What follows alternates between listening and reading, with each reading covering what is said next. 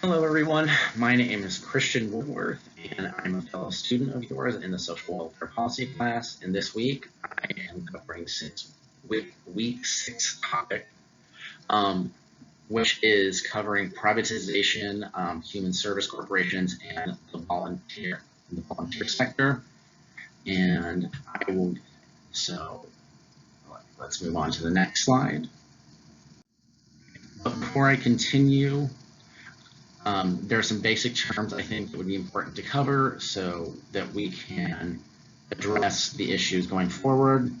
The first one is privatization, which is the ownership or management of social services by the private sector, either nonprofit agencies or proprietary corporations. Privatization is public assistance. Privatization of public assistance refers to the attempts by individual states to have for-profit corporations manage the delivery of public assistance benefits. So the basic principle behind that is that private is more efficient, is better than the public sector, and therefore the public sector should be allowing the private sector to handle its business. And then there would be voluntarization, which is talking about the reliance of the voluntary sector to assume more of the responsibility of social welfare. And lastly, there is corporatization, which is the dependence of the corporate sector to provide welfare. Argue the corporations are more cost-effective administrations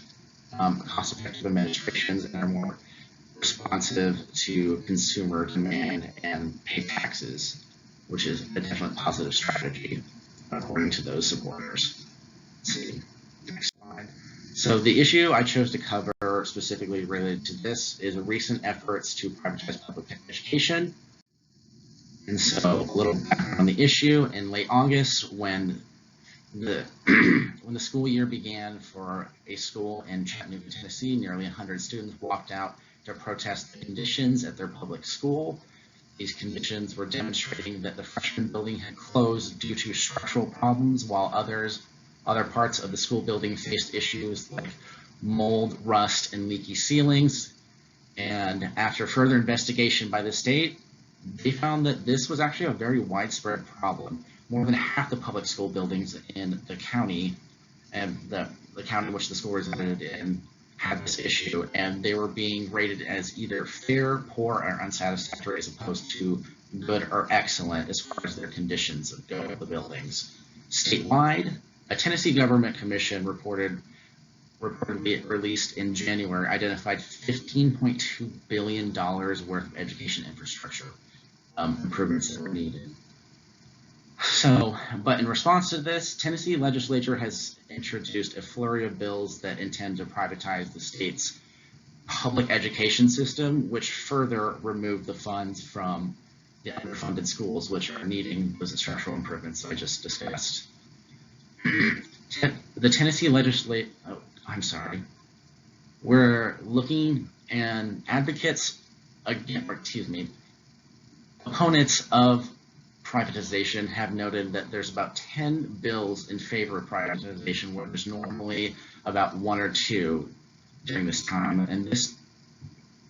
And so currently we have a wave of privatized school legislation in state houses around the country. In particular, many states are looking to install new forms of vouchers called education savings accounts, or ESAs for short.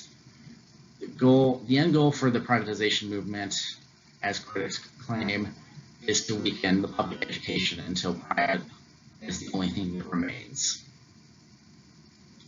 So, some additional background and history on the article. There have been some major concerns raised about privatization and ESAs.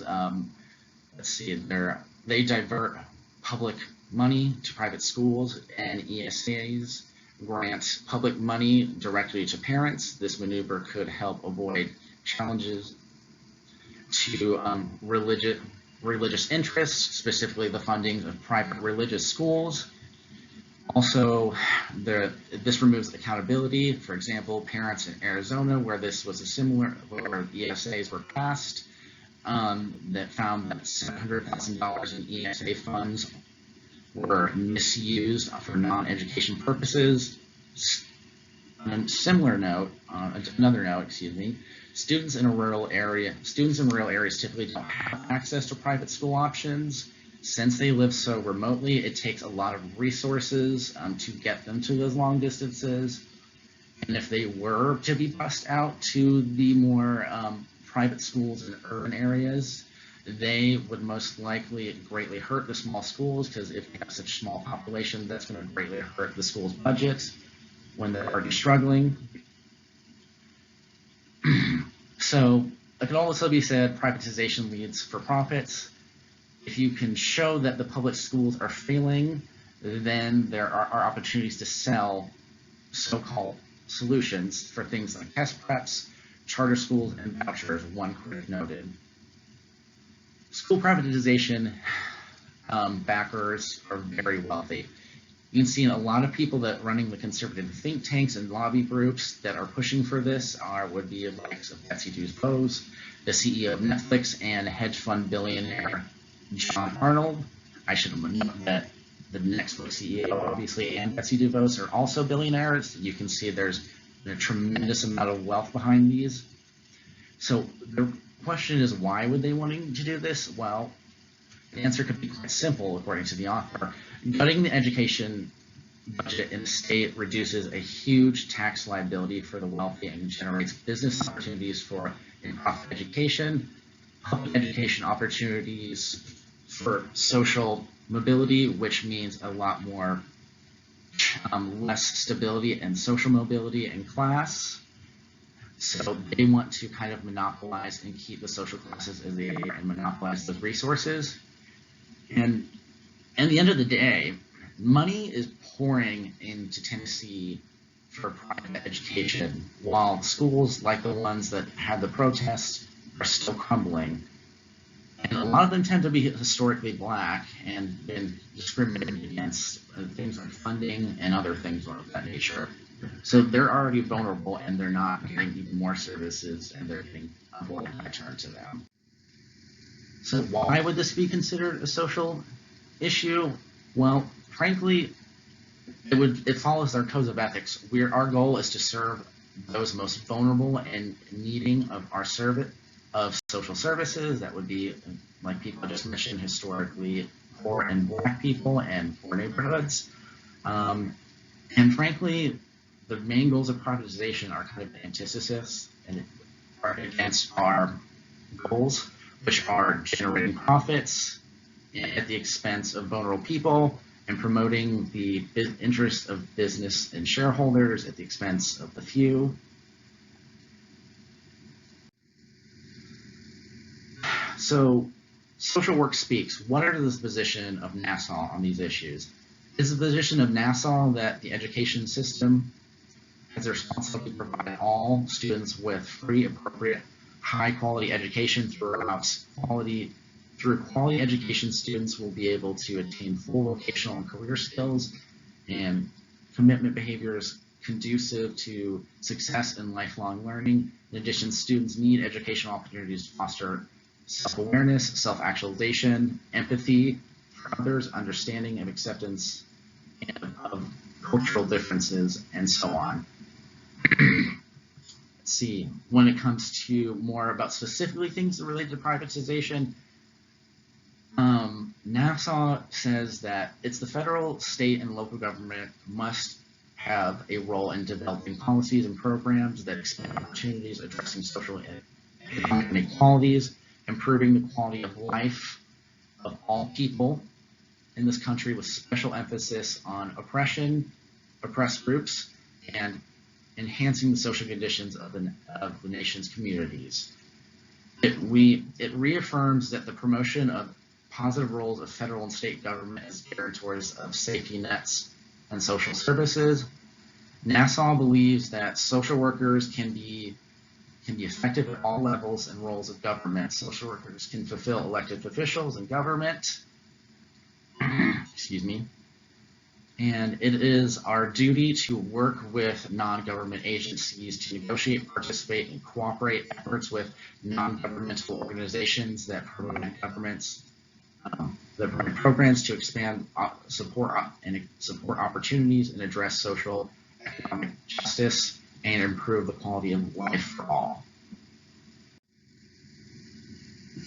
So when we turn to the authors, they have several things to say about the specific religion to privatization, and more specifically to the article I was reading. They say there's some issues like oligopolization, which is the control of the marketplace by a few providers and organizations. We see things like long waves of long-term care, hospital management, and HMOs. And both for-profit and nonprofit organizations are then forced to compete with each other, which makes them grow into larger corporations, have larger influence on social policies, resulting in things like medical industrial complexes and could be also educational industrial complexes. And you see, historically, a lot of the issues that privatization has caused is the things that we as social workers have tried to address. So that's why you have things, the invention of unions and other organizations that have tried to combat the inequalities that has been created by privatization. You also have things like commercialization, which is subject to human need to the economic marketplace. You can see things like blood banks in the U.S. are completely commercial and disproportionately affecting those in poverty and with poor health. Nonprofits are then forced to compete like for-profit agencies, and nonprofits are turning into for-profits subsequently. So then you have other practices like preferential selection, choosing clients according to organizational performance, screening out more needy people, screening out the ability to pay, forcing public hospitals to be dumping grounds. Then we have cost effectiveness. Well, actually, it turns out they are rather cost ineffective. Early studies show there's no evidence supporting that they're cost effective, and later research found that this privatization practice is leading to cost controlling measures and such as DRGs and overall regulation, increased costs. And lastly, you have standardization, the practice of providing single standardized care to the largest people as possible, which can create a dual care system of have and have nots. So almost like premium care versus those who can't afford it. So though they do mention there's a lot of issues, that there are some positives. Private organizations have access to capital. Proprietary firms may provide access to the capital needed to expand social services, and a primary explanation, which is a primary explanation for rapid growth, and human service corporations can reduce the cost of commercially derived capital by depreciating assets and writing off interest payments against income during the first years of operation. You also see things like diminishing revenue from charitable governments and sources. This is definitely something that's eliminated by private agencies. On the other hand, you have more opportunities for programs and innovations than opportunities of those in the government because of rigid laws and structures that really can stifle social services being implemented, like having to come to consensuses, voluntary boards, having to pass on measures. Then you also have things like the corporate sector offers greater organizational flexibility than that usually found in governmental organizations, and there's a level of sophistication and management innovation that rarely is found in the voluntary sector.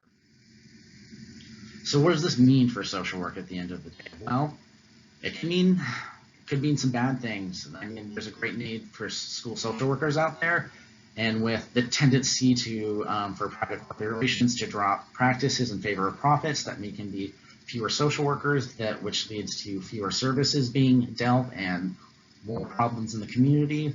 As far as policy practice implications, this means that we could have less influence as far as